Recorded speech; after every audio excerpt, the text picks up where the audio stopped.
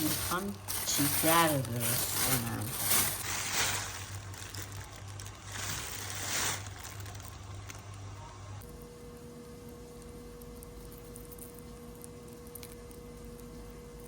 کلیه است.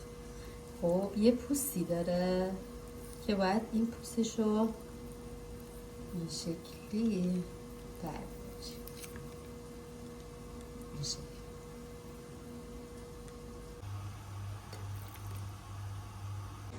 خب جیگرها رو اینقدر ریز میکنی.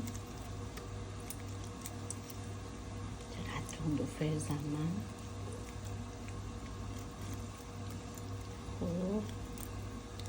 خب بچه ها میخوام یه جیگر براتون درست کنم.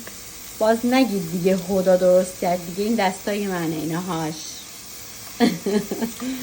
بعد دیگه نگم براتون میخوام چی بزنم. بچه ها من از جیگر دنبه دارم استفاده میکنم که دیگه توش روغن نریزنم. اینم جیگر دنبه است.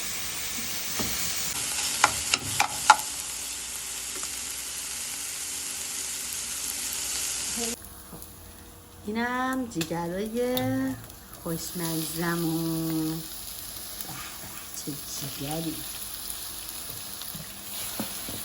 بعد تهش هم نارنج میریزیم. این زردچوبه، این فلفل، نمک دریا.